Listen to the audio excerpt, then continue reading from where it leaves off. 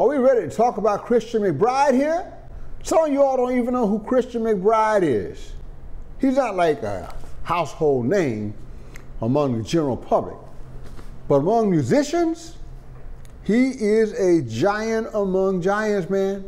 So this kid was born in 1972 in Philadelphia.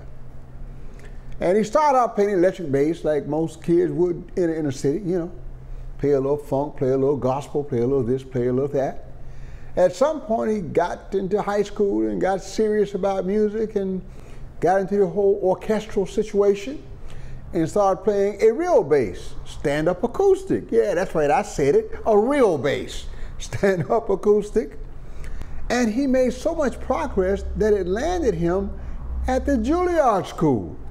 That's right, Juilliard. Early admission and all of that. Now, I don't think he stayed there very long because this is truly what we call a bad cat.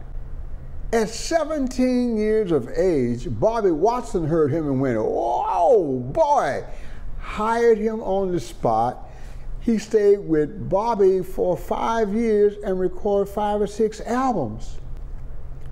But Bobby could not have him alone because as soon as the world heard this cat, Christian McBride, all bass players either quit playing or started practicing like you know what.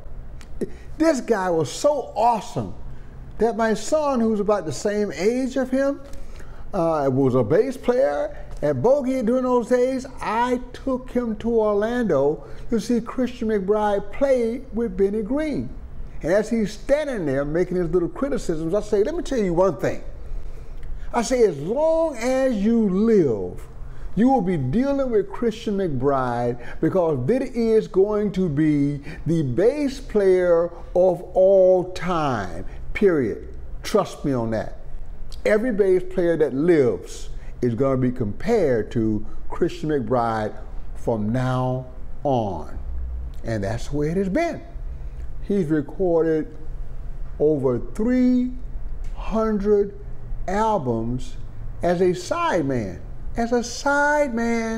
Because everybody wants a piece of Christian McBride. The old cats, Freddie Hubbard, Hank Jones, Sonny Rollins, all those guys got in line. Who is this young boy? We got to get him on a record. He was like that.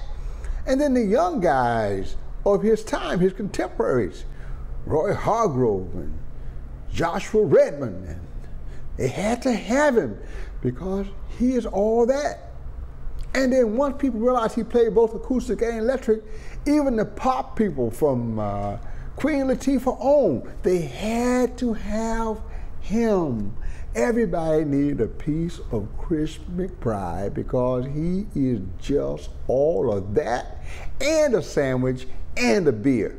Go check him out. Nobody plays the bass like him. And as a classical bass player, he most certainly studied Arco, bowing. No one plays jazz improvisation with a bow like Christian McBride today. He sounds like he might be a sax player or a trumpet player or whatever. He can surely play it. Now, let's take this journey here. So while he is with Bobby Watson, somewhere around 1989, he's also doing gigs with Benny Green and all the other cats, you know, Roy and those cats. He's doing a lot of gigs. So he obviously had to get out of Juilliard. Too much gigging. By the 90s, he's playing with the great saxophone phenomenal player, Mr. Joshua Redmond, in that band with Brad Meldau and Brian Blade, a super rhythm section. You know, a year later, he is the creative director for the Los Angeles Philharmonic.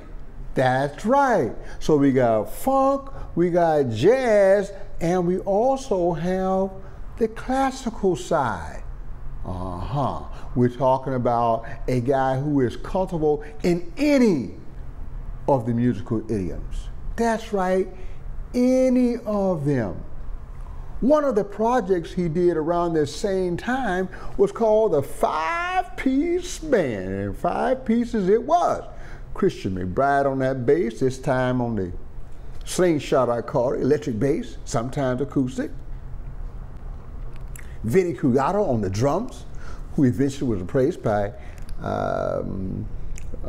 Brian Blade.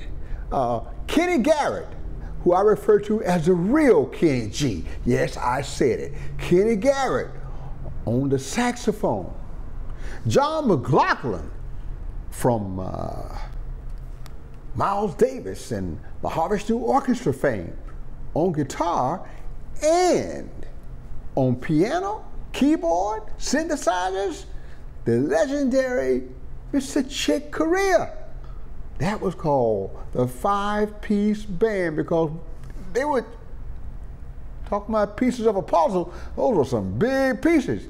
Now, it's sad to have to reflect on the fact that we just lost Chick, who, by the way, one of the warmest, most loving, giving, and humble human beings I've ever met.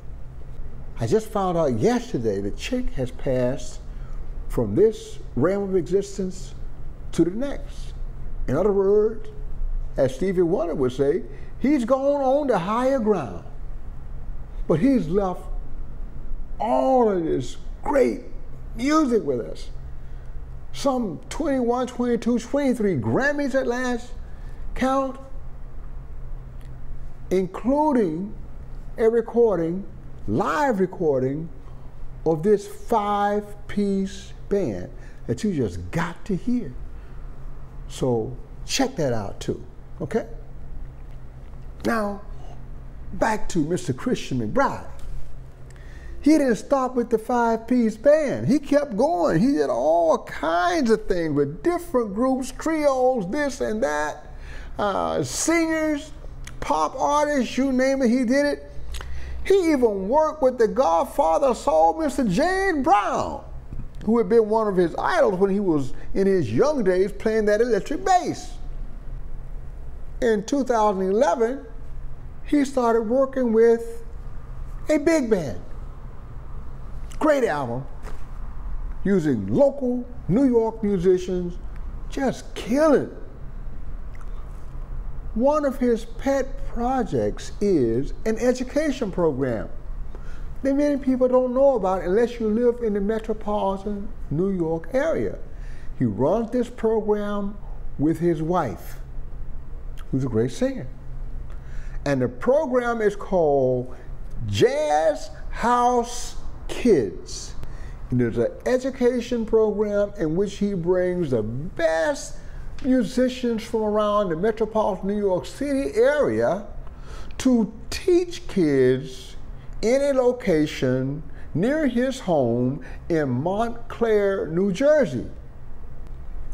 It is the most prized jazz education program in the region, which means Christian McBride is not just interested in furthering his career. He's got 6 Grammys already. He's got untold number of albums as a leader. He's got over 300 albums as a sound man, and he's still a young man. He's still a young man.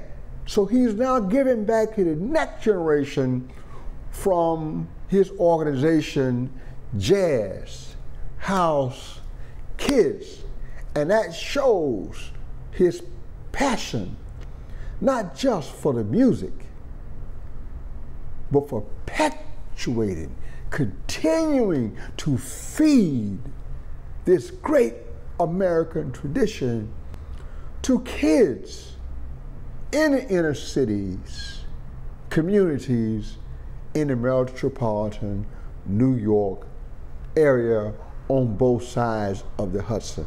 And we thank Christian McBride for taking the time and bringing together the talent to continue to educate the young in the appreciation, history, and proper performance etiquette of jazz music.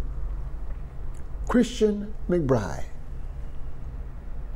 perhaps the scariest bass player that's ever lived. Go listen to him if you dare. Thank you. Have a great day.